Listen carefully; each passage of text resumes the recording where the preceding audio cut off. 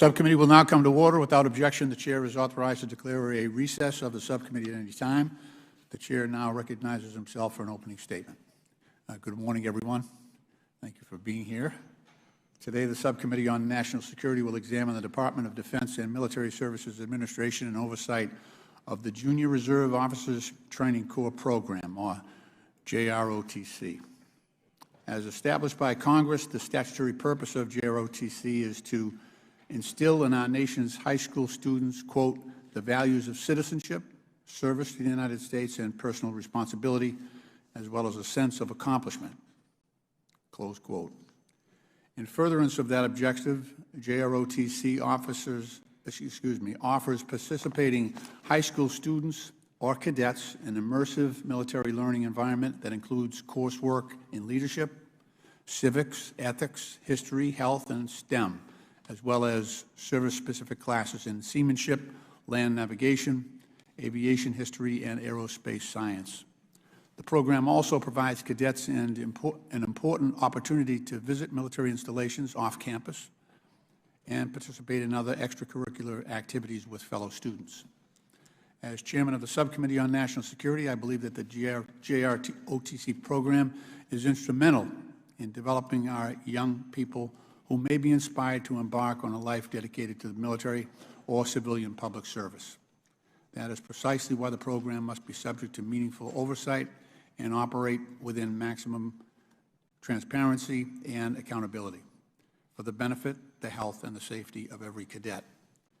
Regrettably, that is not the current case. In July 2022, an extensive New York Times investigation concluded that within the past 5 years, JROTC instructors have been criminally charged with sexual misconduct involving students at a rate that is, quote, far higher than the rate of civilian high school teachers.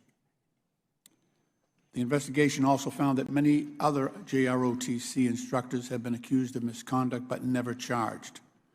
Our own subcommittee investigation has further revealed that the extent of instructor misconduct within JROTC is even more disturbing than previously reported. In a moment, we'll hear testimony from DOD and the military services about the actions they are taking to ensure that the safety and well-being of JROTC cadets is in place. I look forward to hearing more about how they are working to improve the vetting and certification of JROTC instructors, how allegations of instructor misconduct are reported and handled, and how the military services conduct oversight of their respective JROTC programs. I'd like to conclude by framing today's hearing within a broader strategic context.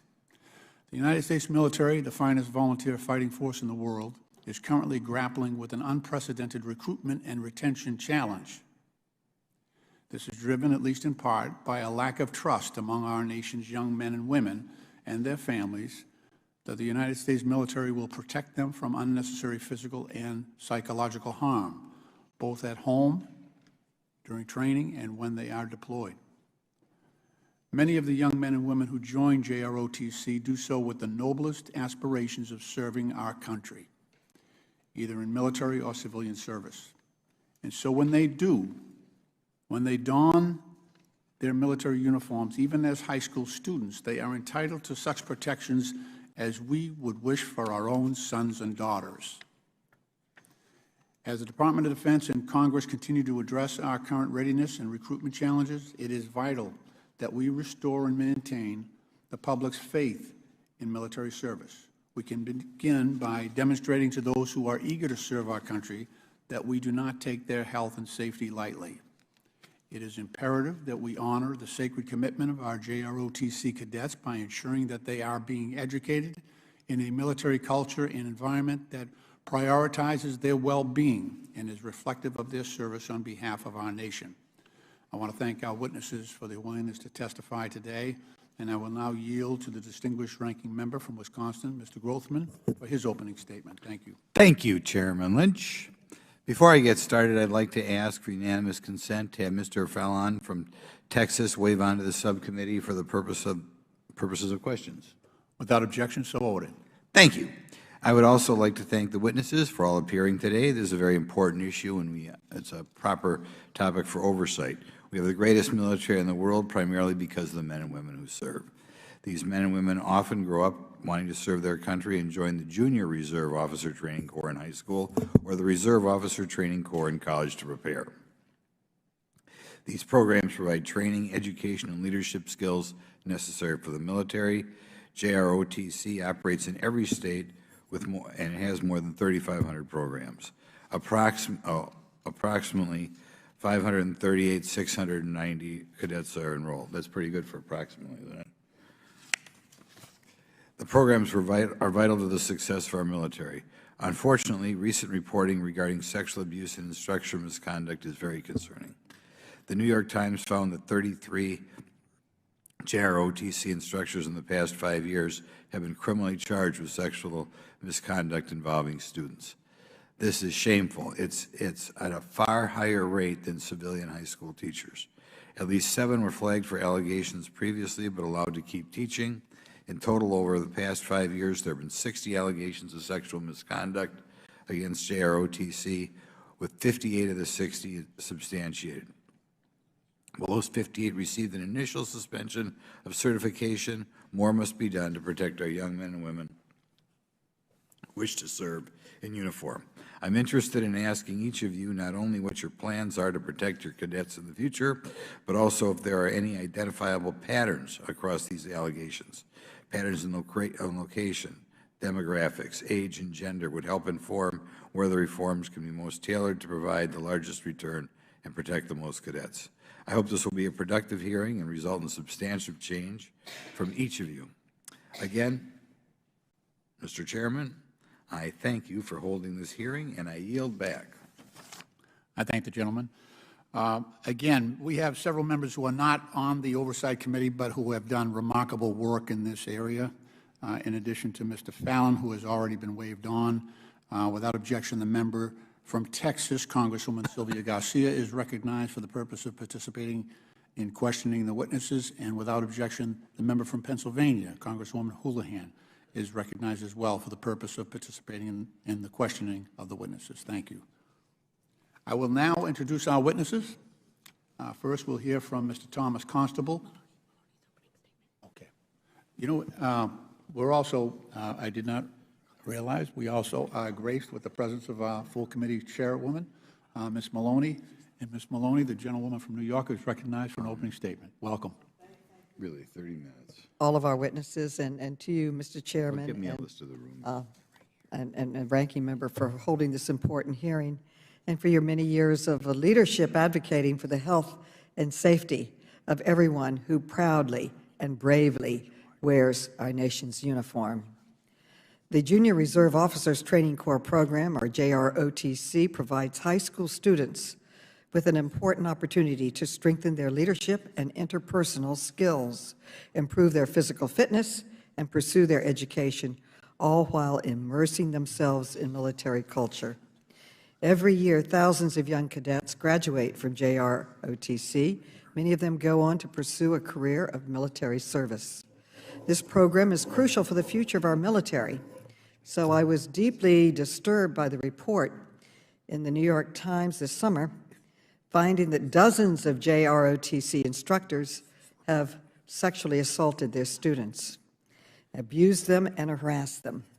That is why Chairman Lynch and I wrote to the Department of Defense and the military services in August seeking information about how the military services conduct oversight of their JROTC programs and what changes are needed to protect cadets from predatory instructors. What we have learned from the department is truly alarming. The New York Times identified 33 JROTC instructors who have been accused of sexually assaulting their students in the last 5 years. But our investigation, as the chairman noted, shows that the problem is far worse than what was reported. We found that the Defense Department has received at least 60 allegations of sexual abuse, harassment, or other misconduct, and in the past 5 years, 58 of which were substantiated following a law enforcement or investigation. The department also told us that the military services do not always conduct annual in-person evaluations of their programs, for JROTC, while the Army conducts so-called assist visits on a yearly basis for individual programs in need of additional attention, it otherwise only inspects 1/3 of its units each year. Meanwhile, the Air Force completes in-person assessments every 3 years, while the Army and Marines perform such examinations every other year. I want to be clear, the vast majority of JROTC instructors are decent and trustworthy members of or former members of our armed services, and they continue to serve our country honorably by teaching and mentoring our next generation of leaders for the military. But our investigation has exposed that a lack of Pentagon oversight appears to have enabled the predatory behavior of some of the JROTC instructors. Any allegation of sexual assault, abuse, or harassment in this program is one too many and needs to be addressed. These are our future leaders in our military. We need to respect them and treat them in ways that they are protected. I hope that today's hearing will illuminate some of the lapses that have contributed to sexual abuse by JROTC instructors, and I am confident that the Oversight Committee, led by this subcommittee, will continue to work on a bipartisan way with Mr. Grossman and others to ensure the safety and well-being of our nation's young cadets. I thank the chairman for holding this hearing, and I look very much forward to the testimony and to your ideas of how to make sure this never happens again and how our distinguished military goes forward in a way that protects our young cadets. I yield back. The gentlelady yields back, and I just want to say that I know this is one of the final hearings that we will have during this current session, and I do not want to miss the opportunity to say thank you to Chairwoman Maloney. I have served with you for over 20 years on this committee, and I can think of no one who has been more productive or persistent under the rubric of oversight in investigating and correcting some of the wrongs that we have seen during our time in this Congress. And I just want to thank you for your leadership, not only on this issue, but on so many issues over the past 20 years. I know that you have been a prolific lawmaker. I can think of few members in this Congress that have produced as much legislation as you have, Madam Chair. And you have been both energetic and heroic on championing issues on behalf of people who are powerless. And in this case, our high school students who may feel that they are overmatched and at a power disadvantage. So I just want to take this opportunity to say thank you for your wonderful work on behalf of the people of New York's 12th District in Congress. I want to congratulate you on an illustrious and highly productive career. You have been an example for all of us. So thank you very, very much. Well, I thank you for your leadership, and Mr. Grossman and Ms. Houlihan and everyone here that's working on this issue, and you've shown great dedication, effectiveness, and leadership, and I'm honored to be supporting your efforts today. Thank you. Now I will introduce our witnesses. First, we'll hear from Mr. Thomas Constable, who is the Acting Assistant Secretary of Defense for Manpower and Reserve Affairs at the Department of Defense. Mr. Constable's position directs the department's overall manpower policies, including force training and education. Mr. Constable previously served for more than 20 years with the United States Army as an active duty soldier before retiring from service in 2008. Next, we will hear from Ms. Yvette Busico, who is the Acting Assistant Secretary of the Army for Manpower Reserve Affairs. In this role, Ms. Busico manages manpower personnel and reserve component affairs for the United States Army and provides advice to the Secretary of the Oversight of Human Resources, Training, and Force Structure. as well as other important readiness matters. Ms. Pusico previously served as an officer in the United States Air Force from 2000 to 2010 and has held several other roles in the Department of Defense. We'll then hear from Mr. Robert Hogue, who is the Acting Assistant Secretary of the Navy for Manpower and Reserve Affairs. In this role, Mr. Hogue is responsible for the overall supervision and oversight of the Navy's manpower and reserve component affairs, including the development of programs and policy related to military personnel and naval education. Mr. Hogue has a distinguished career as a member of the senior executive service with the Navy and the Marine Corps, including previously serving as the senior legal advisor to the Commandant of the Marine Corps. Finally, we'll hear from Mr. Alex Wagner, who is the Assistant Secretary for the United States Air Force for Manpower and Reserve Affairs. In this role, he provides overall supervision for matters related to the Air Force's manpower, military and civilian personnel, and reserve components. Mr. Wagner has also previously served in multiple civilian roles at the Defense Department, including as former Chief of Staff to the Secretary of the Army. Mr. Constable, Ms. Pusico, Mr. Hogue, and Mr. Wagner, could you please rise so that we can swear you in? And could you please all raise your right hand? Do you swear or affirm that the testimony you're about to give is the truth, the whole truth, and nothing but the truth, so help you God? Let the record show that the witnesses have each answered in the affirmative. You may be seated. Without objection, your written statements will be made part of the record. With that, Mr. Constable, you are now recognized for an oral summation of your testimony. Good morning, Chairman Lynch, Ranking Member Grothman, Madam Chairwoman, by surprise, and distinguished members of the subcommittee. Thank you for the opportunity to testify today to discuss the Junior Reserve Officers Training Corps program, better known as JROTC. We might call it JROTC as we get going throughout the morning. Every officer holds a special position of moral trust and responsibility. No officer will violate that trust or avoid responsibility for any of their actions.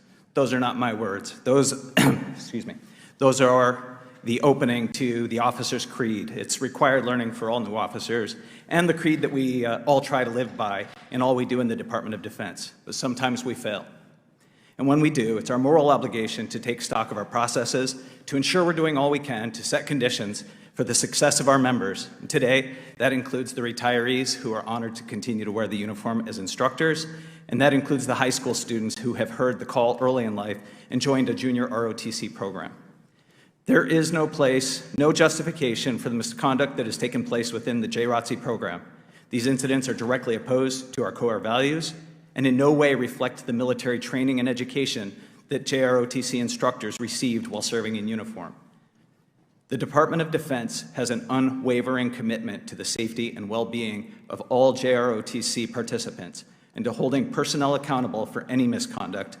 We do this in coordination with the schools, the military departments, and the Department of Education. To that end, my office has been coordinating closely with the military departments to conduct a complete review of governing policies. We have found areas where we can improve and standardize policy and procedures across the services in order to prevent sexual harassment and assault, to hold personnel appropriately accountable when there is misconduct or abuse. We intend to have some updated policies in place by the end of this year. We're also working closely with the Department of Education, given its role in regulating and enforcing compliance with Title IX and the resources available to them to ensure that victims receive the help they need in response to sexual misconduct. We must never allow anyone who represents the Department of Defense, either directly or indirectly, to break faith with our communities. Over 3,400 schools across 50 states and territories have invested in hosting JROTC by hiring over 7,500 military retirees as school employees to teach JROTC to a demographically diverse population of over 500,000 students who elect to pursue this course annually. We owe it to these students and communities to offer appropriately screened and trained candidates for employment in the schools as JROTC instructors, and to hold individuals accountable when there is misconduct. To say that any case of instructor misconduct is unacceptable is an understatement. JROTC should be the shining example of duty, honor, country within the schools we serve. This issue has the highest attention across the highest levels of department leadership. Our full review of governing policies and regulations is just the first step to ensuring we have effective oversight and administration of the JROTC program.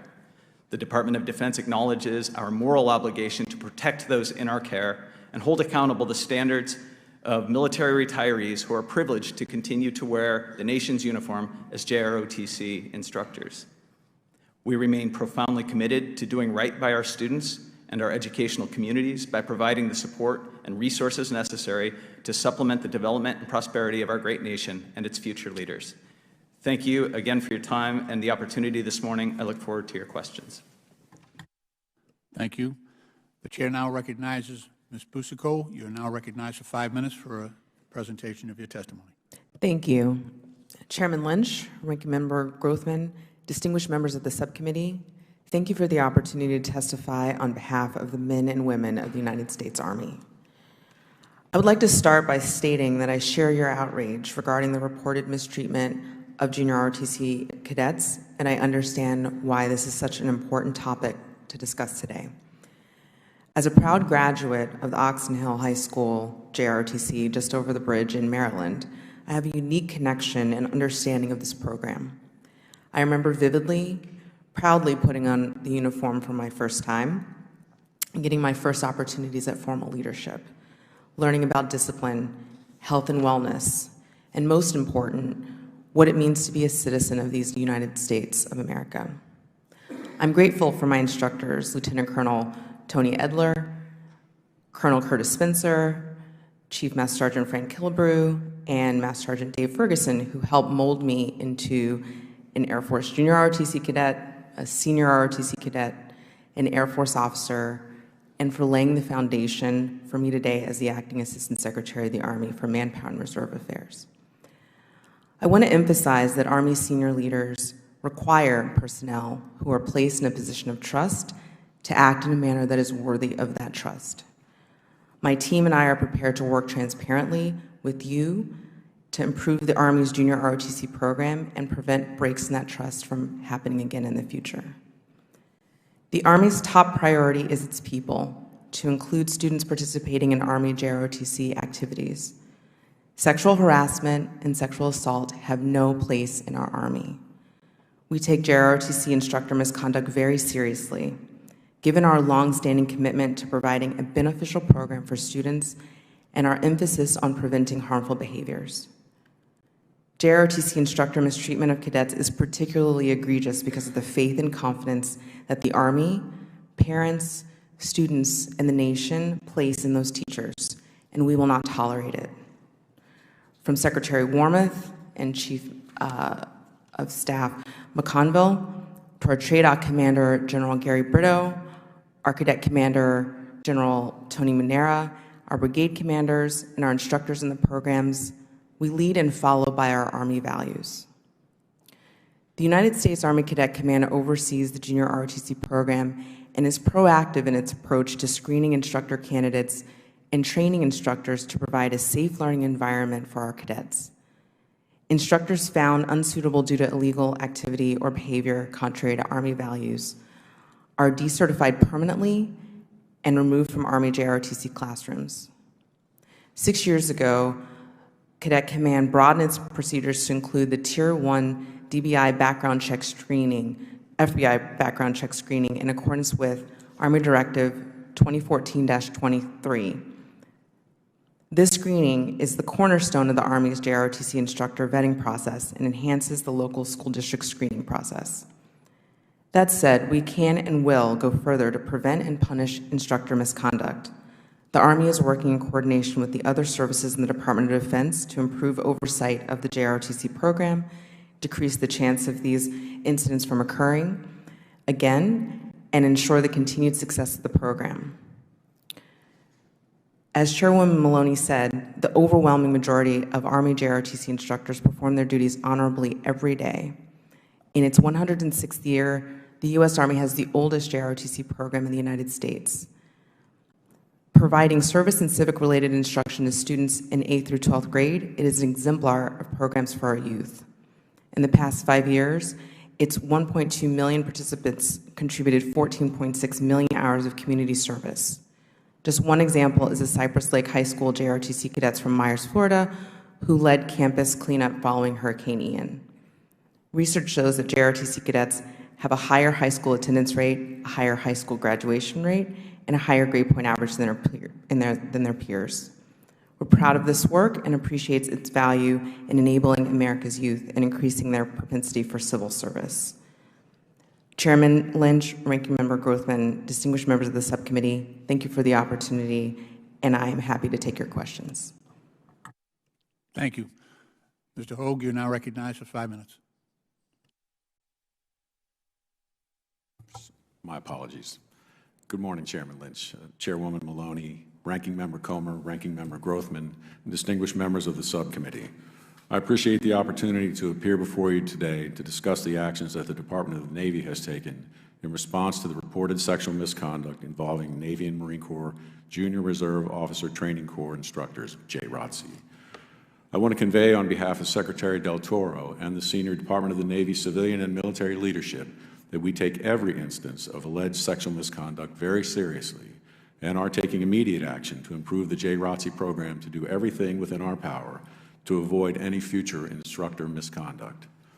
Across the nation, the Navy and Marine Corps partners with more than 800 JROTC host schools with roughly 100,000 participating students.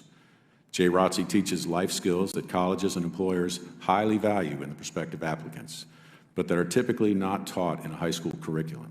Through the JROTC curriculum, instructors help cultivate skills that position students better for success inside and outside the classroom.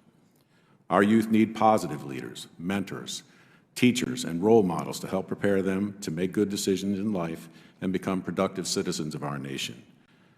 JROTC instructors are often trusted adults and mentors in the lives of these students in their units. The Department is taking action to update policy and training to ensure that JROTC instructors do not betray that trust. We understand the seriousness of these incidents. While the vast majority of our instructors perform in an exemplary way, Navy and Marine Corps JROTC programs have had 23 incidents of sexual misconduct involving cadets in the last 5 years. And in every case, we took immediate corrective actions.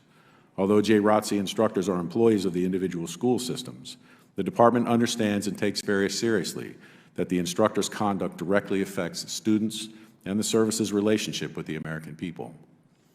We are striving to ensure that all instructor conduct is appropriate and positive, building trust with JROTC cadets, host schools, and the American people. These are sensitive issues, particularly because the victims are minors. It is sometimes difficult for the Department to know the exact nature of the misconduct and the results of every investigation, as local authorities and school districts occasionally do not or cannot release information. But we are committed to working with our partners and local authorities to improve our assessments of instructors and to improve reporting and response processes. We welcome additional oversight and are committed to improving policies and processes to partner more closely with the host schools to ensure our cadets are safe. We will be steadfast in protecting JROTC cadets, our nation's next generation of leaders. Thank you for the opportunity to appear today, and I look forward to answering your questions. Thank you. Mr. Wagner, you're now recognized for 5 minutes. Chairman Lynch, Ranking Member Grothman, distinguished members of Congress, thank you for your continued support and for the opportunity to testify today on the status of the Department of the Air Force's Junior Reserve Officers Training Corps program.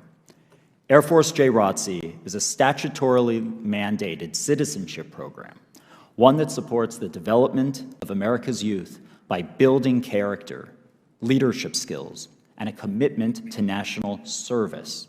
The program seeks to instill a sense of pride and professionalism, personal responsibility, and provide a basic familiarity with America's air and space forces. Like you, I am outraged by the acts of instructor misconduct within JROTC. Even one incident of this nature is too many, and it's unacceptable. The JROTC Instructor Corps represents the Department of Defense, and they are expected to be role models in our partner schools, trusted adults, and mentors. We have a special obligation to ensure that they safeguard the lives of the young women and men entrusted to their care. The incidents of sexual misconduct highlighted by the New York Times are inimical to our ethos and our institutional core values. Given the incidents of misconduct identified and our own review, it is clear the Department of the Air Force must do more to prevent this type of misconduct from occurring at any of our JROTC units. To improve our prevention efforts, we're currently reviewing Oversight, committing resources to ensure proper staffing levels, enhancing screenings, and revamping initial and recurring trainings. Finally, we're taking steps to attract and retain a female instructor corps more representative of the female cadets in our program. Our goal is to reduce the number of sexual assaults, harassment, and other incidents of exploitation to zero. And to that end, I am committed to improving oversight and enhancing program resources. In closing, I'm very thankful, and I want to emphasize this, to the outstanding instructors and staff who continue to work hard day in and day out, giving their best to this program in order to motivate and inspire our next generation of leaders. Their efforts truly change lives and grow a stronger air and space force.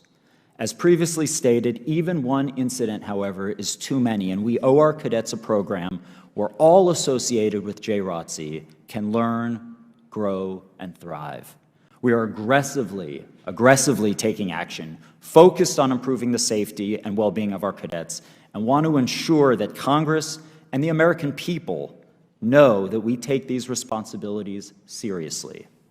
Thank you for the opportunity to appear before you today, and I look forward to your questions. Thank you.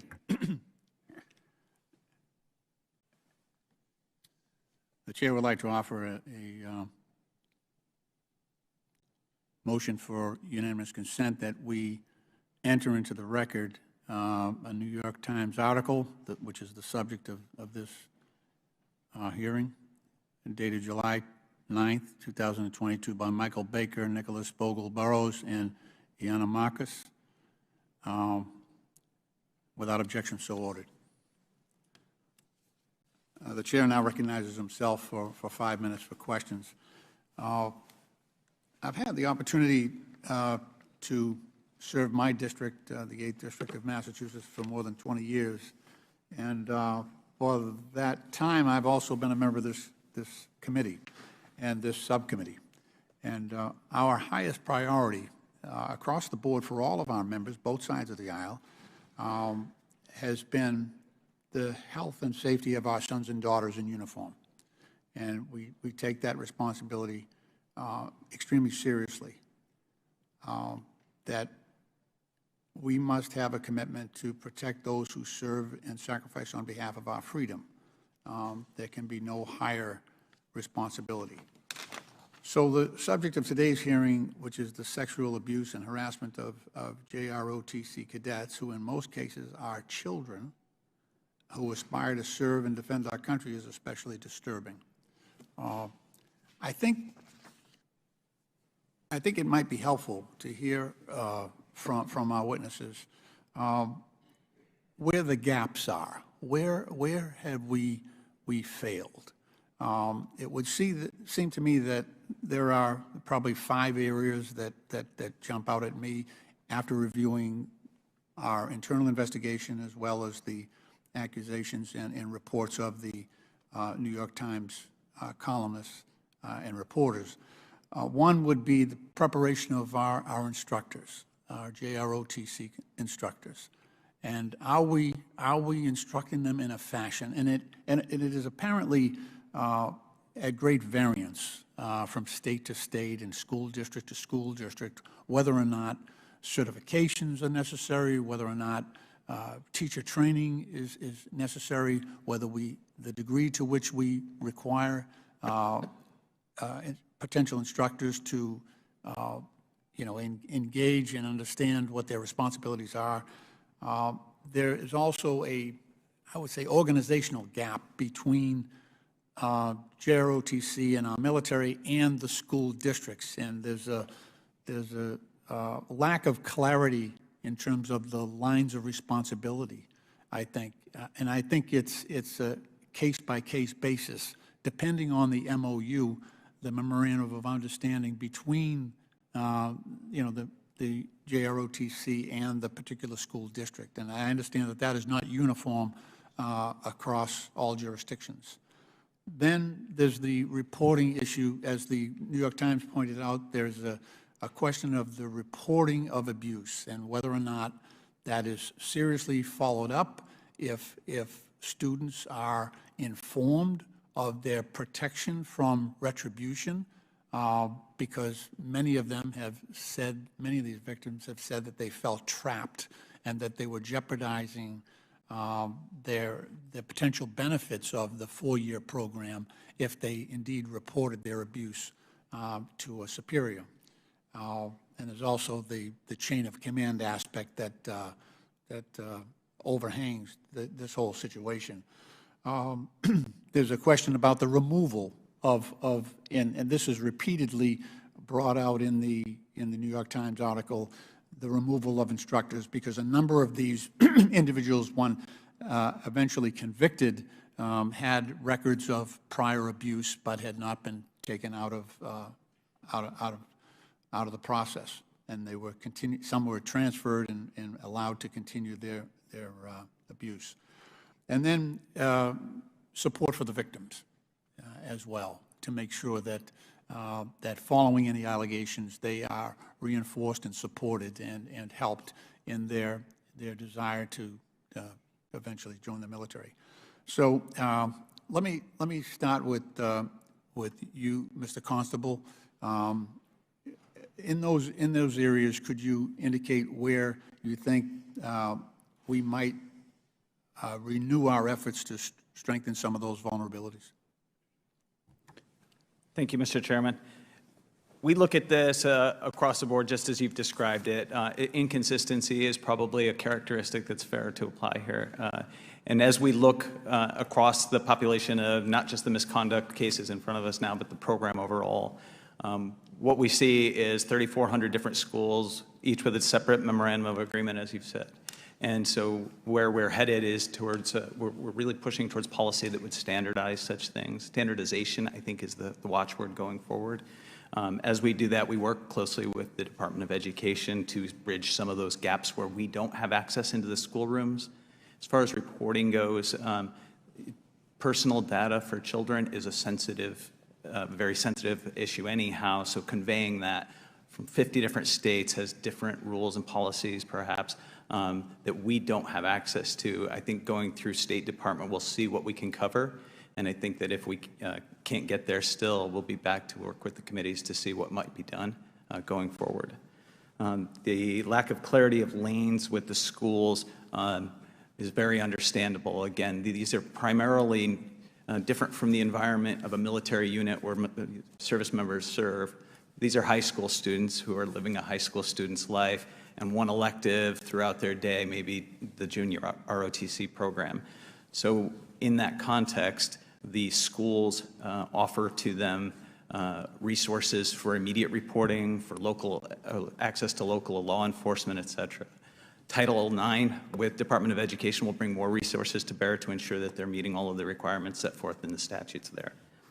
As we go forward, we'll look to standardize, again, not just the MOAs, but the reporting procedure to ensure that it includes everybody from the school all the way up through us and the Department of Education.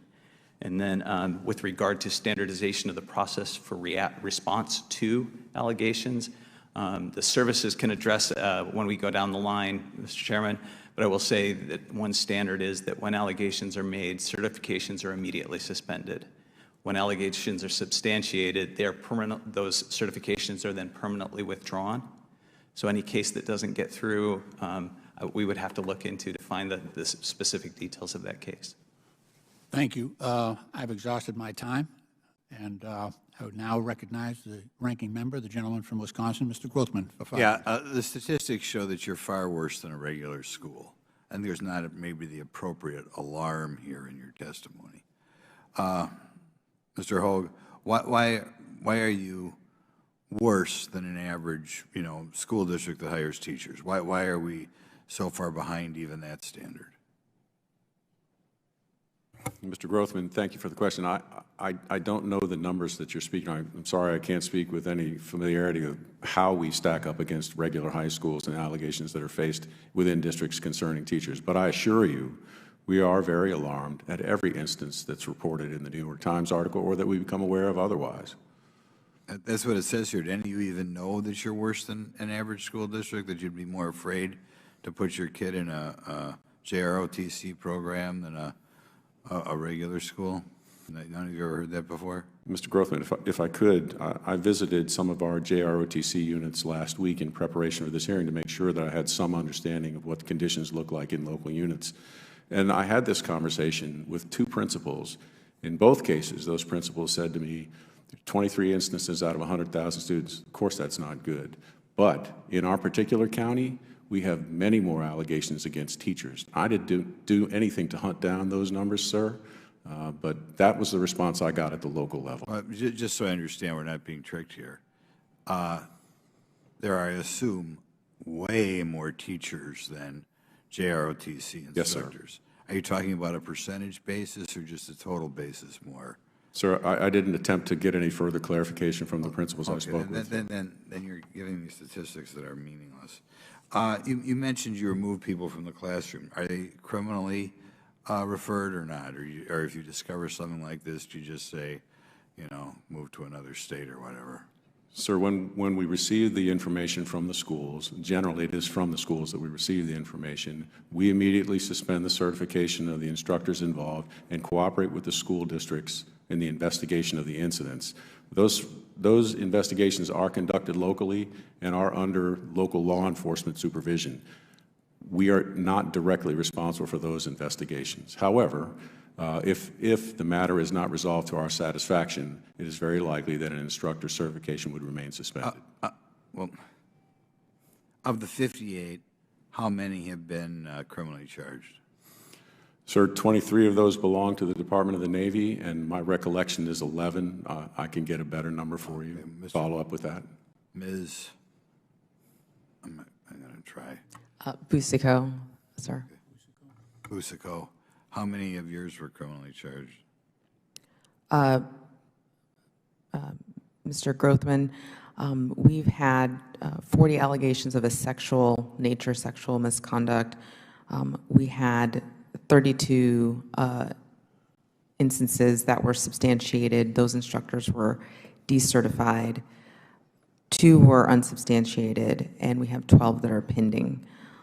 I will return to the committee to follow up about which ones were criminally charged. Yeah, we should know that because obviously if someone molests children, in your setting, they can probably go on in life and molest children in other settings, right, unless something is done. Okay, I want to start with some other questions. Are there any patterns regarding locations, demographics, age, gender of sexual misconduct allegations? Can you break those down in any fashion?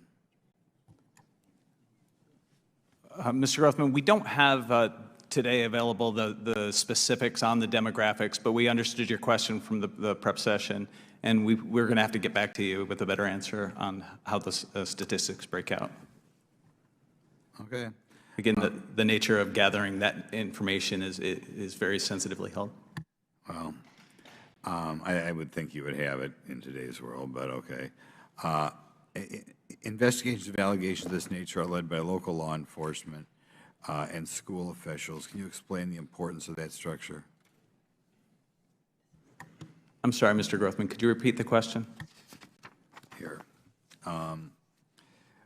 Over the investigations of allegations of this nature are led by local law enforcement and school officials. Can you explain the importance of the structure of doing it that way? Yes, sir.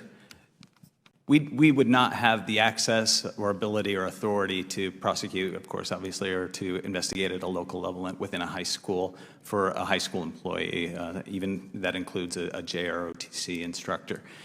When the allegations are made, the school is notified, the programs are notified a little differently for each of the services. And so we are aware so that we can pull the certification. But as to the criminal element of the allegations, those are best dealt with by the local law authorities.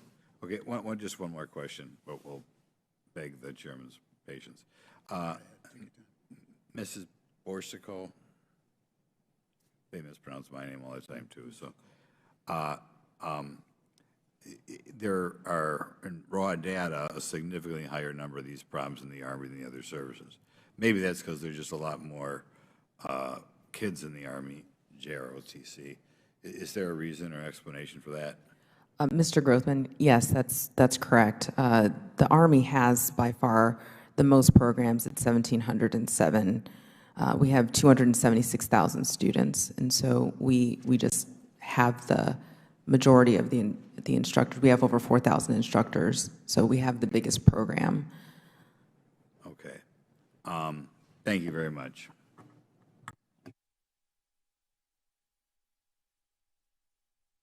I thank the gentleman for yielding. During this committee's work, we have worked extensively with members of several other committees, HASC, the House Armed Services Committee, and others.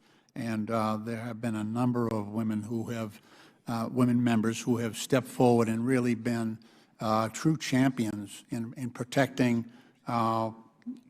members of the military from sexual abuse. And we're going to hear from several of them today, but I would like to, one of those is Ms. Wasserman Schultz of Florida, who has done heroic work in this area, and she is now recognized for 5 minutes. Thank you so much, Mr. Chairman. I appreciate your kindness, and thank you to you for having this really important discussion and focus on a critical issue. Because for more than a century, for example, the JROTC programs have sought to instill U.S. military values in American teens. Classes in thousands of public schools across the country, yet the military certified instructors who oversee these impressionable young people deployed to classrooms with very little oversight or training. And I find this issue particularly concerning as my home state of Florida has more JROTC programs than any other state but Texas. In Florida, a JROTC instructor was charged with sexual battery after driving one of his students home. And to compound the tragedy, that student was then denied admittance to the Coast Guard due to the trauma that she suffered. And this is just one case out of many. In September, while appearing before the Senate Armed Services Committee, Stephanie Miller, the Deputy Assistant Secretary of Defense for Military Personnel Policy, testified that the Defense Department needs to, quote, take a hard look at our current background investigation process for JROTC instructors. Mr. Constable, what specific steps or changes has the department considered to improve its background investigation process for new instructors? And have any of those changes been implemented? Thank you, ma'am.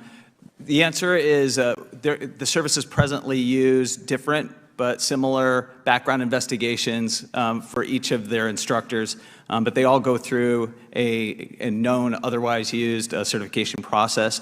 Going forward, our very first recommendation is to take a look at how we do those certifications, those background investigations, to see if we can't standardize what it goes in. And with regard to the period of instruction that each instructor must go through before being certified as a JROTC instructor. Reclaiming my time because I don't really have much of it. It sounds like you are still in the consideration stage and have not yet begun to recommend specific steps or changes, nor implemented anything. Is that right? That's right, ma'am. I'd say it's on the short list. The short list, really? What's the time frame for the short list to be actually executed? Well, ma'am, of course I can't get ahead of the Secretary, but our intent is to put forward recommendations for some of these changes this calendar year. You do realize that there are young people being abused and that inappropriate conduct is pretty rampant and that this is pretty urgent. So I would think it should be at the top of the short list. And there it is. Yes, ma'am. Secretary? Yeah, okay. Yes, ma'am. Understand. Well, it doesn't really sound like there's a tremendous amount of urgency. Ms. Bosico, you also stated in your written testimony that the Army needs to improve its vetting process for JROTC instructors. Specifically, you testified that, quote, The Army recognizes this is an underreported crime, and extra care in the vetting process to include follow-on background checks is crucial. Ms. Bosico, what improvements is the Army planning to make to improve its vetting process for prospective instructors? Congresswoman, we have already moved out as far as improving our vetting process. I would like to echo that we do share the. In what way? What specifically have you done to improve your vetting process? So, As Congresswoman, background check. right now we're working on rolling out an annual attestation for existing instructors that reminds them of their duty to students to uphold the Army values. What does that, I'm sorry, reclaiming my time. What part of that has anything to do with vetting? I assume it's a self-attestation? That's correct, Congresswoman. Okay, that's not vetting. You do realize that an attestation is not vetting, right? Yes, ma'am. The Army currently uses the Tier 1 FBI background check, which is the highest level of check for all of its instructors. And if there is anything that appears in someone's background that needs to go back to Cadet Command for additional vetting before an instructor is certified to appear in the classroom. Reclaiming my time because I only have 24 seconds left. In your testimony, you stated that 6 years ago, the Army started requiring all JROTC instructors to undergo a child care national agency check and inquiry screening. And you said that the screening is the, quote, cornerstone of the Army's JROTC instructor applicant vetting process. But Mr. Wagner, in your testimony, you wrote that the Air Force will not require JROTC instructors to pass the same child care national agency check and inquiry screening until April of 2023.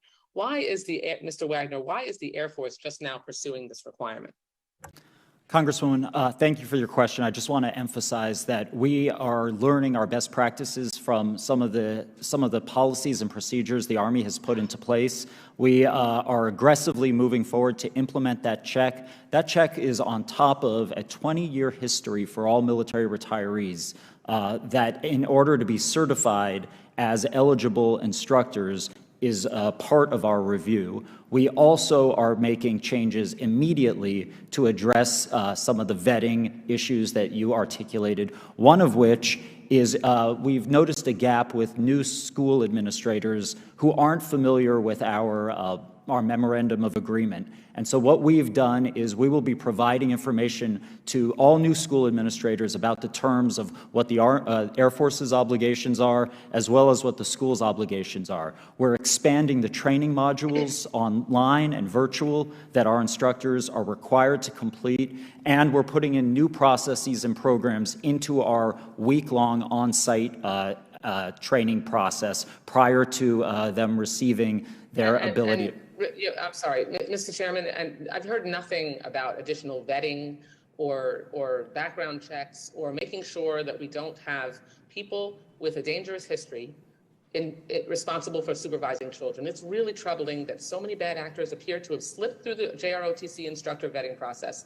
And I don't understand why the Department of Defense and military services have not used this opportunity, now that this has been revealed, that they should have known already, to make sure that they have processes and procedures that ensure that we don't have predators who are supervising our young people in the JROTC program.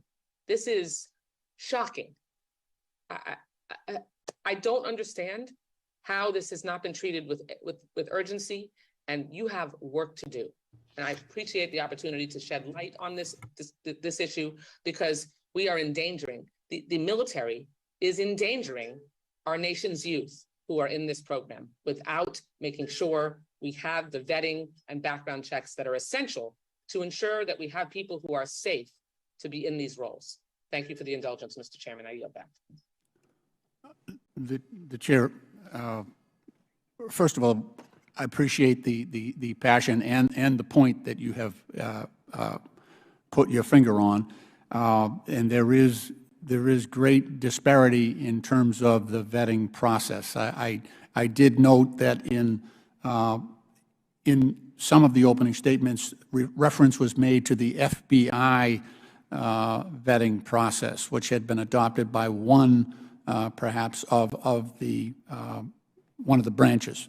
However, that must be made uniform and it must be enhanced. And I would embrace any effort that the gentlelady from Florida would have in terms of legislation to that end. So again, I appreciate all her energy and focus on this issue, and I acknowledge that she has been doing this for an awfully long time. Thank you. I yield back. So much. Next up, we have the gentlelady from North Carolina, Ms. Fox, is recognized for 5 minutes. Thank you, Mr. Chairman. Ms. Buccico, in your opening statement, you explained that there were 26 allegations of sexual misconduct against instructors in Army JROTC programs. Of those 26 allegations, 25 instructors were decertified. Does the Army typically wait for the results of investigations into misconduct allegations before decertifying an instructor? If so, are there options to temporarily suspend an instructor's certification? Congresswoman, the Army flags anyone who is under investigation, which means that they can't have any positive personnel actions taken on their behalf while they're under investigation. They're immediately removed from the classroom pending that investigation, and after the outcome is learned, then they are decertified. And does the Army have options to remove instructors from the classrooms? You just indicated that. Or is it entirely up to the school to do that? Congresswoman, we have strong partnerships with our school districts, and we work with them to remove JROTC instructors that are under investigation from the classrooms. Mr. Wagner, in your opening statement, you said that differing school district background check requirements present a vulnerability, and the chairman just mentioned about the FBI vetting process, and that the Air Force is adopting the, quote, Child Care National Agency check and inquiries background investigations requirements for all Air Force JROTC instructors and applicants as a way to address this vulnerability. Will this background check system be utilized prior to an applicant's placement in a school, and how does this system differ from what the Air Force has used until now? Congresswoman, this process is now on top of our current vetting process. All Air Force JROTC instructors have a military records check, which is a comprehensive review of a 20-year military career in which an instructor was conclusively discharged honorably.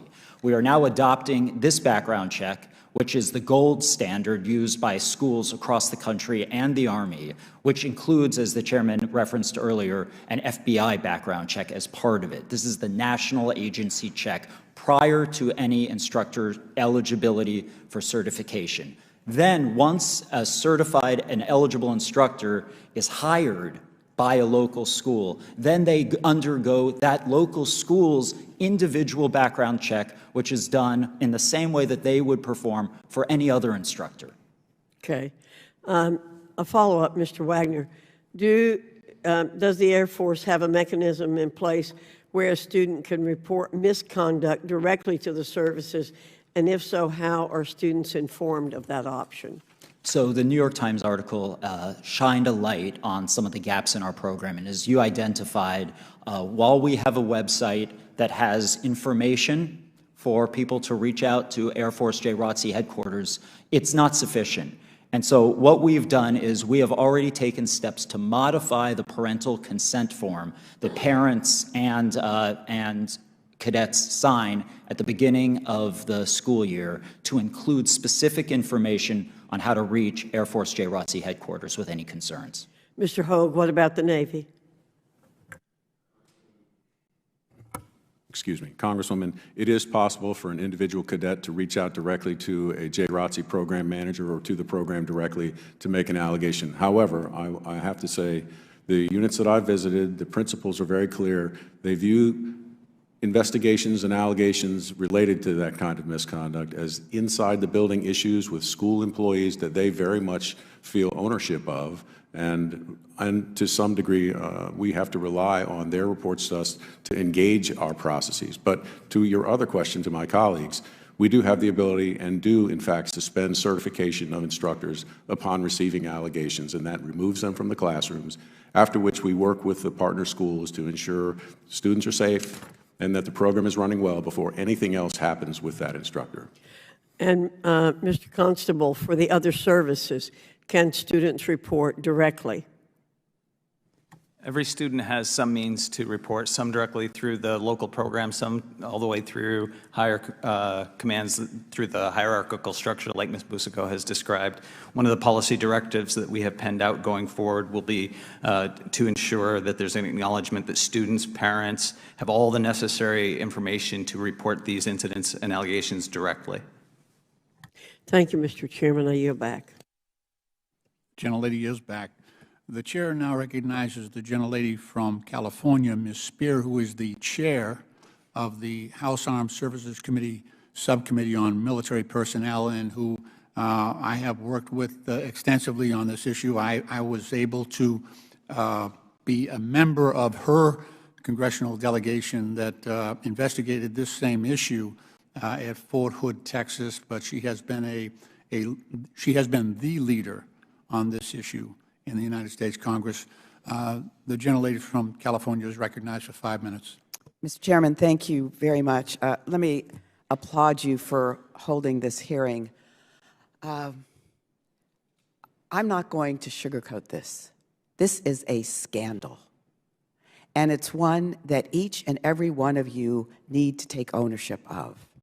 It is chilling to think that after we have been addressing this issue for over 10 years within the military, where we know that cases exceed 20 to 30,000 a year and only 5,000 report, and we know that the chain of command has been part of the problem, to come and see this going on in our classrooms in high school is, it's traumatizing to me, to be quite honest.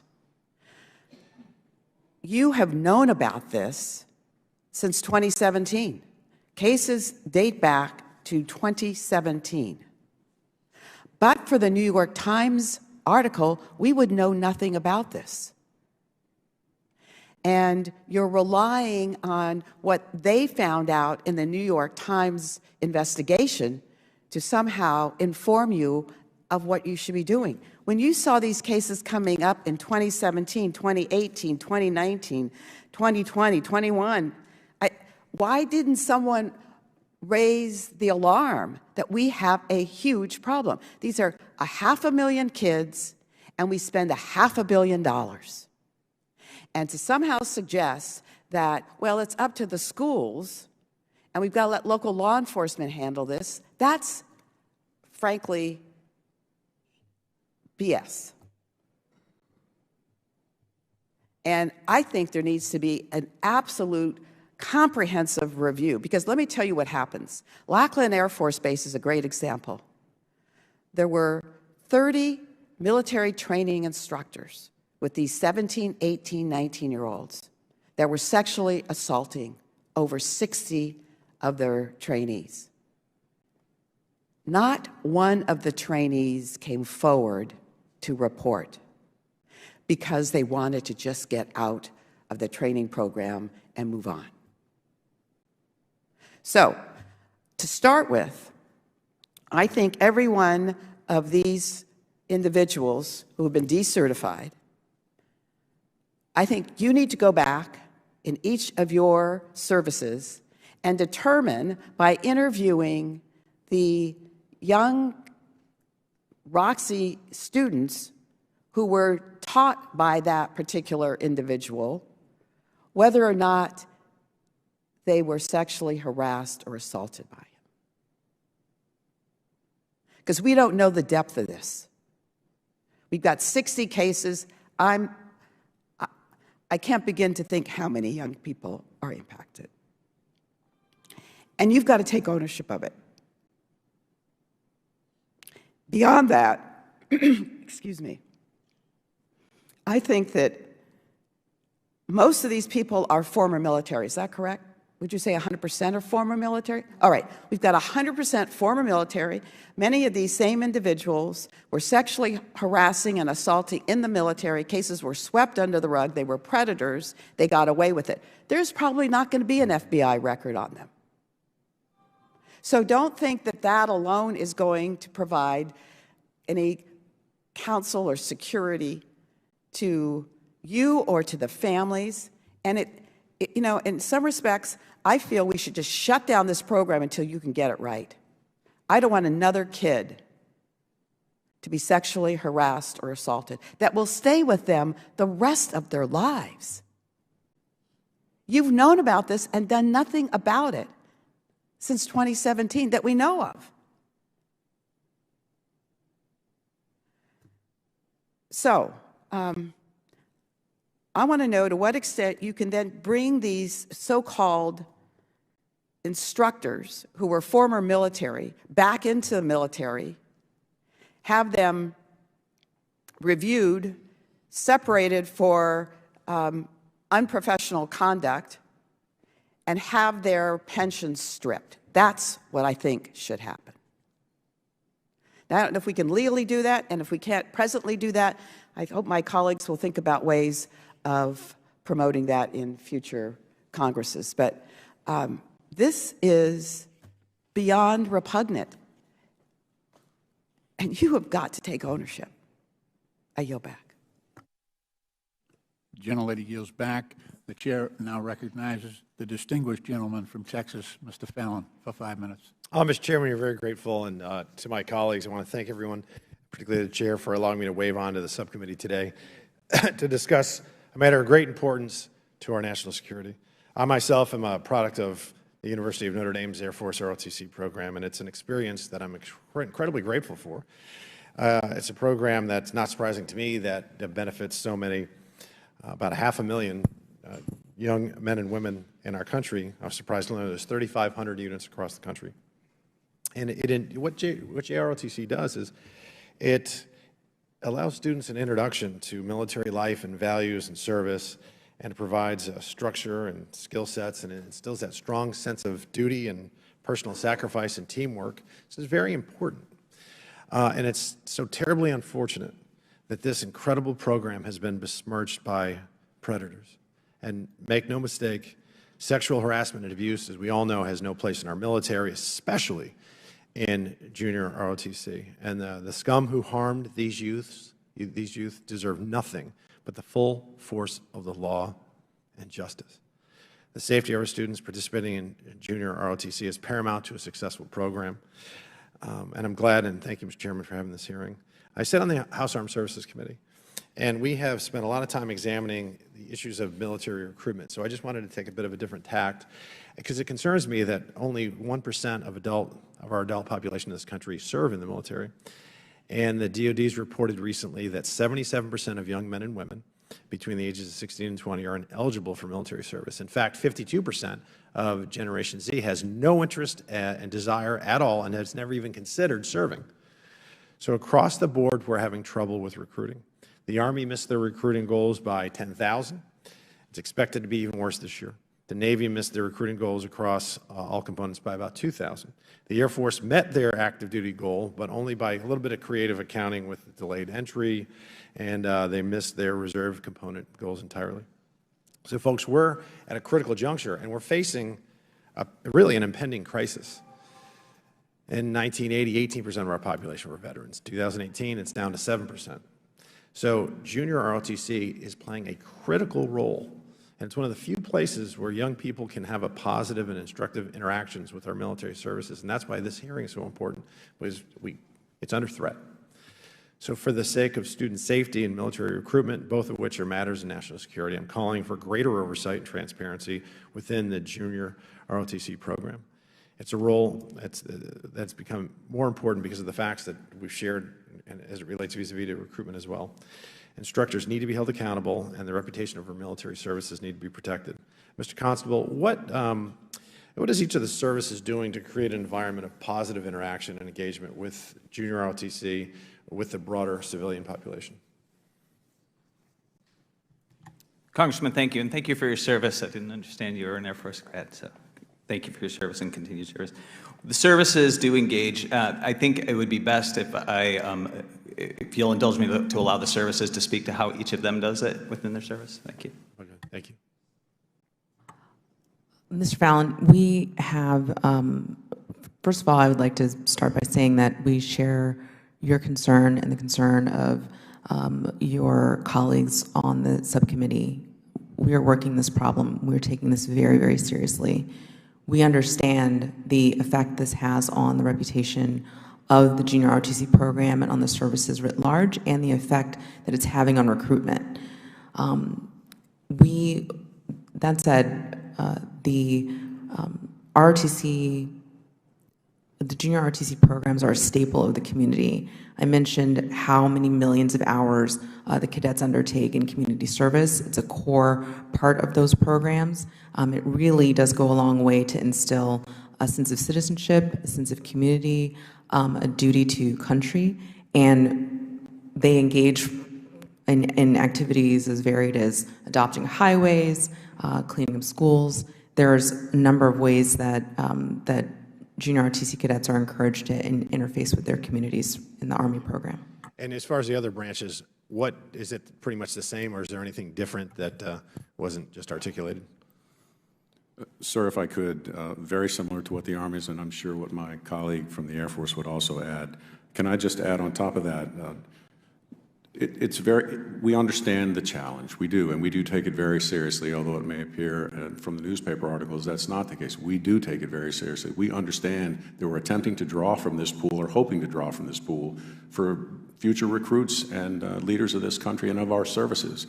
With respect to how we ensure that they're safe to engage at the school level, if I understood your question correctly, each of our instructors does receive some training about how to engage and how to relate at the local, but in my opinion, this is one of the areas where we need to focus a little bit more strongly, and within the Department of the Navy, I have asked my teams to begin doing just that, to ensure that how we impart to the instructors the importance of maintaining a professional mentorship distance and yet remain relatable to the teens is extremely important, and we are attempting to focus on it and get after that, sir. Congressman, similarly, we've taken proactive steps already to address some of your concerns. We're now requiring an instructor prohibited activities form that will be now signed annually by all instructors. But taking a step back, I think one of the things I wanted to emphasize is that I share your interest in this growing civil-military divide. And the Air Force views this principally not as a recruiting program, but a citizenship program, one that helps cadets, young people, develop a self-confidence, a sense of confidence, real skills, an understanding of discipline, and critically, a familiarity with the military that in some cases might be their only experience throughout most of their lives with military culture and military life. And I think viewing this through the citizenship lens underscores why this program is just absolutely so critical as this civil-military divide grows. You know, next year is the 50th anniversary of the all-volunteer force, and we're looking aggressively to take steps to help narrow that civil-military divide, and a successful JROTC program where every student feels safe is at the core of doing that. Mr. Chairman, thank you very much. I yield back. The gentleman yields back. The chair once more recognizes one of our members who has done extraordinary work in this regard.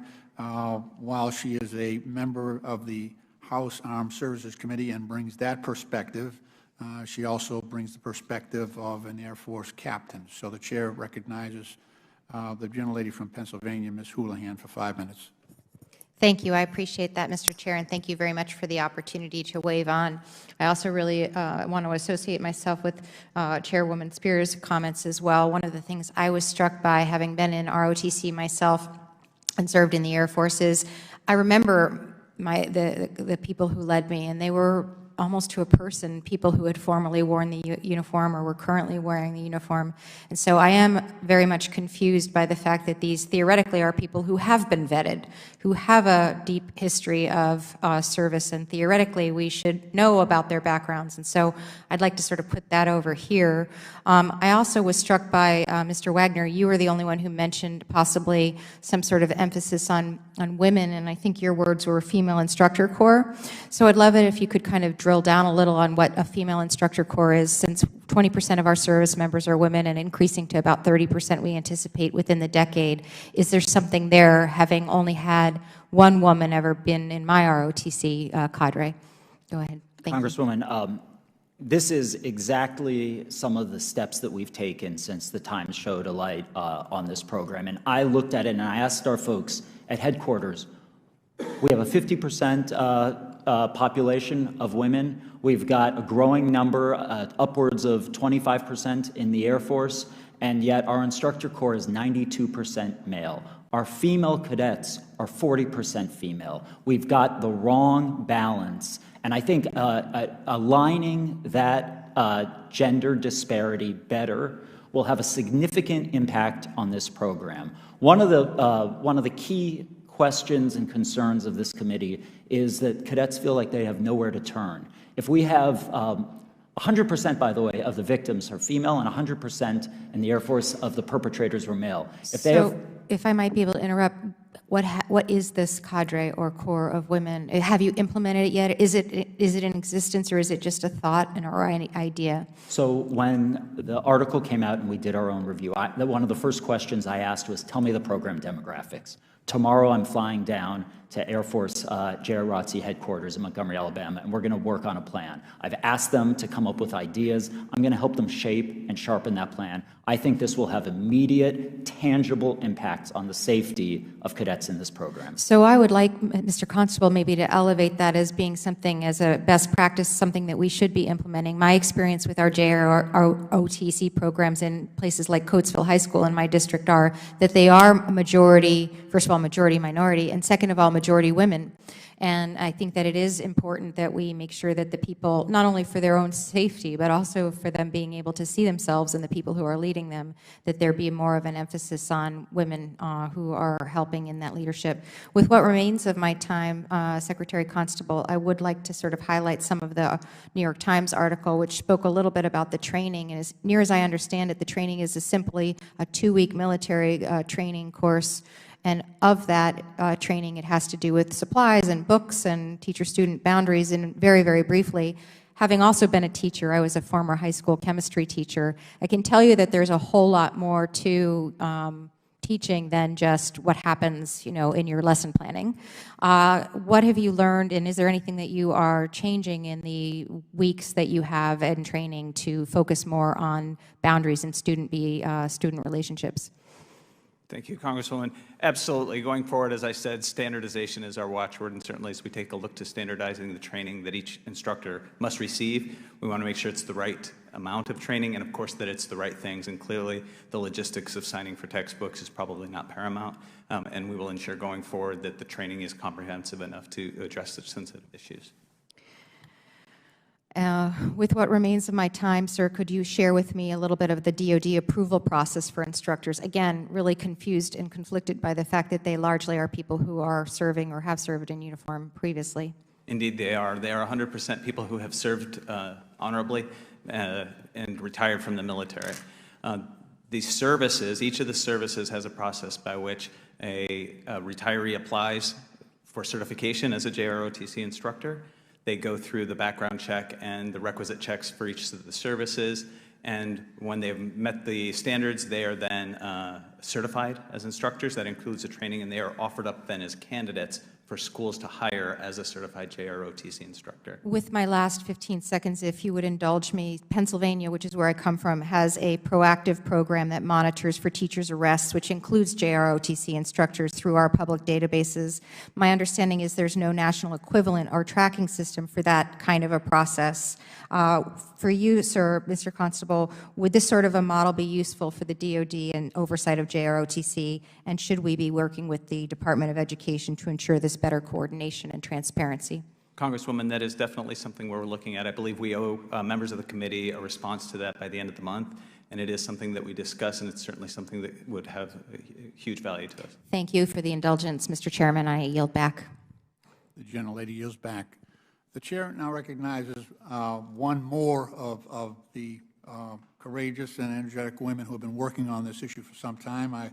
I recently was down in Fort Hood, Texas, and she had been very active on a case of a young woman, Vanessa Guillen, who was her constituent and who has been very, very active on this issue.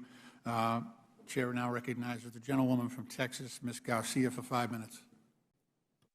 Thank you, Mr. Chairman, and thank you for allowing me to weigh in. And Vanessa Guillen, for the record, was in ROTC at one of our local high schools, Chavez High School. And we know that there are ROTC programs around the country, and I think it's worth mentioning that 70% of them are in the South at high poverty Title I schools, much like Chavez High School and other high schools in my district.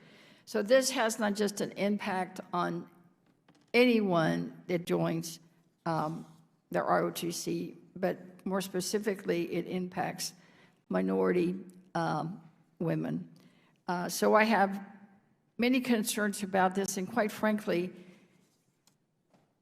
I'm just almost flabbergasted at the lack of real action coming from the Department of Defense and all the military branches. 5 years. 5 years. Representative Spear mentioned it's been going on since 2017. 5 years. But it wasn't until a New York Times article comes out that you all are maybe, and I'm saying maybe, reacting, because quite frankly, with no disrespect to anyone, it just doesn't appear to me that although you say you're outraged, I'm just not feeling it. You know, 5 years is a long time. The article came out, I think it was August or September. And all that we can really specifically mention is the child care testing and maybe increasing vetting. But I still didn't hear specifics. And Mr. Constable, you said you had a short list. I mean, what does that mean? Just a short list? We're talking about young women potentially being sexually assaulted and sexually abused. I saw the list that Ms. Spear just shared with me. There's many there from Texas. That makes me even more concerned. Now, are you all aware of the letter that Ms. Spear and I sent in September to Secretary Austin and Secretary Del Toro, Wormuth, and Kendall? I mean, why do you all have a short list? I mean, we sent you all a list of about 6 or 7 items, or that all these items made your short list. Will there be a database from the Department of Defense tracking some of these instructors to make sure that they're no longer certified and no longer handling any of the children involved? Will we create a regulation that requires schools to send at least 2 school district-approved adults? I could go through the list, but we'll enter it for the record. Have any of these items met your short list? And if so, when are we going to see real action? And I want specifics. Mr. Constable. Congresswoman, thank you. So there has been action, never enough. Immediately following the article, Mr. Cisneros, the Undersecretary for Personnel Readiness, issued a directive to each of the services, directing the undersecretaries to take stock of all of their programs, engage personally with each of their programs, review every one of the memoranda of agreement that outline the terms of the instructors in each of the schools. Following up on that, and having received your letter, ma'am, along with others, those are the topics that are forming the discussions within a working group across the department.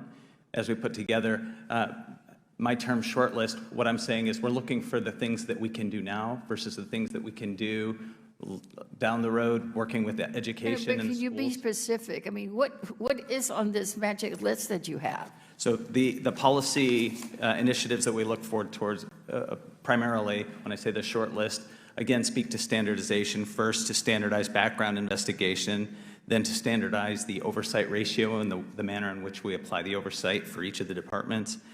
Third would be to standardize memorandums of agreement. Right now, they're very similar, but a standardization will ensure that we have a process that we can inspect against regularly. Some of the self-acknowledgement with regard to instructor prohibited activities to just act as a reminder, intermittent reminder of their moral obligation in the classroom. Is there anything in your list that's a directive to all the branches for uniformity in the background check and the testing? So a decision has not been reached on whether we're going to do that now. Each of the services. Why? So it is a recommendation that will go forward, ma'am. Right now, everybody runs a sanctioned background investigation that's used for other purposes. We believe going forward, the standard one will look something more like the child care one that Air Force uses, something like that. But I think we want to make sure that we're not leaving any aspects of the other ones that the other services might be using behind. So we're doing that analysis now. Well, it just appears to me that the general guidelines, if you will, and I think you call them directives, should be firm directives about what must be done to address this issue that all the branches follow rather than each branch doing their own thing. It just seems to me that every service person, every member of the ROTC should be treated equally and have the same access to a complaint system and to be able to talk to someone.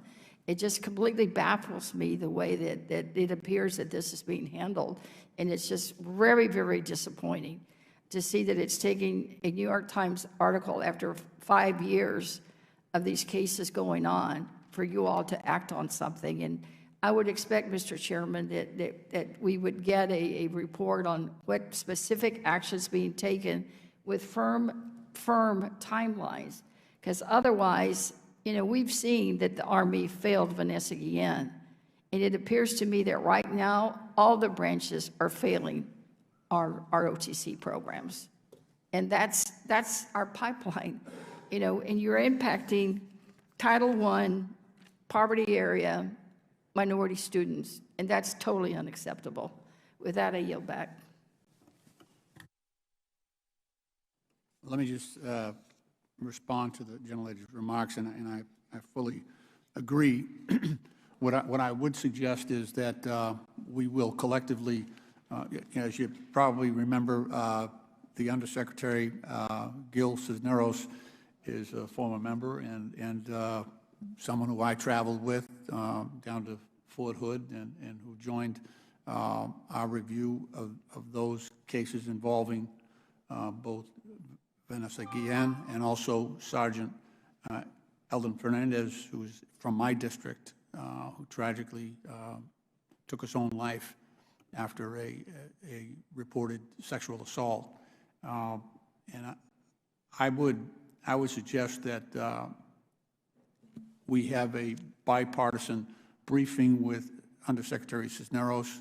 We lay out a plan that, and I know there are separate plans at various stages of progress ongoing, but there is a need to harmonize at the highest standard.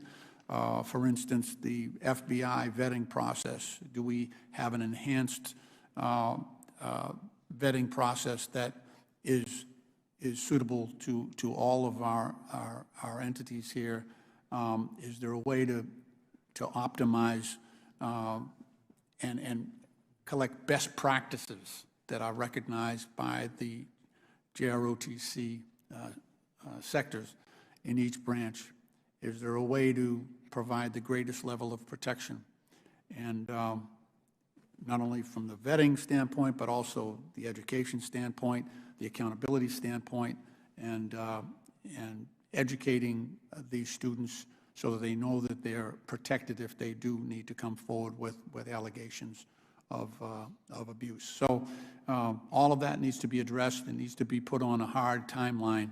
And I think that this is something we can work on in a bipartisan fashion, in a deliberate time frame. But we're going to be looking for hard deadlines to get this stuff implemented and adopted. So with that, I'd like to thank our witnesses for their testimony today. Mr. Chairman, I did have some opening remarks that I didn't do because in the interest of time and to ask some questions, I'd like to submit those for the record, and also some questions that I had with regard to oversight of the facilities of where some of these programs are run. I had a complaint from one of my local high schools, and I toured the facility. I mean, it was really deplorable, and I know they defer to the school districts, but I think there should be an oversight role for the Department of Defense and the different services. So I'd like to submit some questions for the record. Well, we certainly, without objection, so ordered. We welcome your remarks and questions. And, you know, just on a point of common agreement, my three major cities that have the most active JROTC programs are Boston, Brockton, and Quincy. And, you know, being familiar with the JROTC programs in those cities, I am aware that that more than half of the cadets in those programs are people of color, young cadets who come from families that are struggling economically, and that have a greater need, I think, for support, sustenance, and direction. So we have to make sure that we are cognizant of that fact, we appreciate that fact, and that we structure our response in a way that is focused on that existing vulnerability in a way that does greater service to those young people and those families, because I think we've all seen what can happen when things go wrong. I do note the arrival of the full committee chairwoman, and the chair would recognize, if desired, the gentlelady from New York for 5 minutes. Thank you, Mr. Chairman. I'd like to ask some questions about whether or not you have sufficient funding for sufficient staff to do adequate oversight. I'm concerned that the military services do not have the necessary resources in place to conduct effective oversight for the approximately 3,500 JROTC units currently operating in high schools across our country. So I'd like to ask Mr. Wagner, in your written testimony, you stated that the Air Force currently employs 9 regional directors who each oversee 97 Air Force JROTC units. That is not a recipe for effective oversight. It sounds that you're understaffed to me. Mr. Busico, how many staff positions does the Army currently have in place to oversee its 1,700 JROTC programs? Ms. Busico. Chairwoman Maloney, I will, with your indulgence, take that question for the record. I know that there are 8 brigades that report for JROTC into Cadet Command, but I'm not sure of the exact number. Okay, Mr. Hogue, can you provide the number for the Navy? Ma'am, if I could, like Ms. Busco, I'd like to take the question for the record, but I will assure you, in each structure, we have a program manager, we have a regional director, area managers, and then we have additionally 2 instructors in most of our schools as well. So we do have the talent out there to do that. I will concede that there are some challenges bringing in additional staff. Staffing is tough in these units, and funding would contribute to our ability to bring in more staff, no question about it. Okay, thank you. Mr. Wagner, what impact do infrequent evaluations and inspections have on the Air Force's ability to effectively identify problems within the individual JROTC units? Madam Chairwoman, this is exactly one of the reasons why we are currently undertaking a manpower study. The 97-to-1 regional director to unit ratio is inadequate. It's not effective enough, and we've got to do better. You've got my commitment that we will. We're looking to lower that number to 30-to-1. On-site inspections, not every 3 years or so, but annually, we believe we'll have an appreciable difference. And as we put resources towards this program, we think we're going to have better outcomes. Well, that's good news to hear, and we look forward to supporting your efforts and funding your efforts. Information provided to our committee by DOD, and which we released this morning, shows that the other military services are also not consistently evaluating these programs or units in accordance with DOD instructions. In fact, the Army reported that it only conducted on-site inspections annually for approximately a third of its JROTC units. And Ms. Busico, why is the Army unable to evaluate all of the units on an annual basis in JROTC? Chairwoman Maloney, we understand how important and valuable our oversight function is, and we are working to do better. We do have a schedule of inspecting all of the units of every third year or so, and we're currently looking in conjunction with our sister services in the department about ways that we can improve our oversight.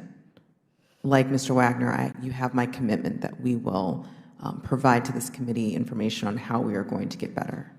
Okay, if you could add to getting back to us what additional resources or personnel would be needed to enable you to make evaluations annually as required by DOD instructions. So it's clear that a sustained oversight of the JROTC program is lacking. I look forward to working with all of you, and particularly Chairman Lynch and our Republican colleagues, to ensure that we provide the Department of Defense and the military services with the necessary tools and funding that you need to get the job done. We can't expect you to do a job if you're not funded and you don't have the money to have the personnel to help you do it. So we look forward to working with you for more effective oversight. These are the future leaders of our military, and we need to make sure that they are not traumatized, that they have positive experiences, and that their character and that their strength only grows and is not attacked in any way. So I want to thank you for what you do every day to keep all of us safe, and we appreciate your military service to our country. We're deeply grateful, and I yield back. The gentlelady yields back. In closing, I'd like to thank our witnesses for their testimony today, and I appreciate the seriousness with which you're all taking this issue, and I am very grateful for the energy and attention that so many members on both sides of the aisle have put into this issue. And I think this hearing has demonstrated that, and from your own testimony today, that this is only a first step. And DOD and the military services still have a long way to go towards ensuring the safety and well-being of all our JROTC cadets. So it's my expectation that we need to maintain contact. We need to stay in touch. You need to stay in touch with our subcommittee about the progress you're making in standardizing your instructor vetting and training processes, for example, as well as the variants and MOUs that the military services reach with our host school districts. And I would also welcome the opportunity to continue working with all of my colleagues who have raised very salient points and have offered great suggestions and recommendations on where we go next as part of the subcommittee's effort to draft legislation in this new Congress that would hold DOD accountable for implementing these changes. And with that, I want to thank our panelists for their remarks. I want to commend my colleagues for participating in the important conversation that we've had. I look forward to working with my colleagues on both sides of the aisle to develop legislative solutions to help ensure the safety and well-being of our nation's JROTC cadets. I do notice the ranking member's hand is waving, and he would like to be recognized, so I'm going to pause my closing remarks and give him an opportunity to respond. Yeah, I don't want to have to bang the gavel, so I figured I'd get in there before you bang the gavel. Thank you for coming over today. To be honest, I was a little bit disappointed in things you didn't know, and I was disappointed in that I felt there was a lack of sense of urgency. I mean, you know, sometimes with the government, there's a feeling that we have our jobs, we're always going to have our jobs, so, you know, we can just chug along and not really do things right. This is a serious problem. You have a sexual assault problem much worse than what really should be better in a safer environment in JROTC than private schools. And I hope some of that urgency comes across as you answer other questions that have been given you, and we will keep monitoring it. I mean, like I said, I was at a hearing similar to this when I was in the state legislature, and I felt the same way, that we sometimes there's just a lack of sense of urgency and things you should have known that didn't. So, but thank you, Mr. Chairman, for having the hearing. I thank the gentleman. The gentleman yields back. With that, when without objection, all members will have 5 legislative days within which to submit additional written questions for the witnesses through the chair, which will be forwarded to the witnesses for their response. I ask our witnesses to please respond as promptly as you are able if you receive such a request. This hearing is now adjourned.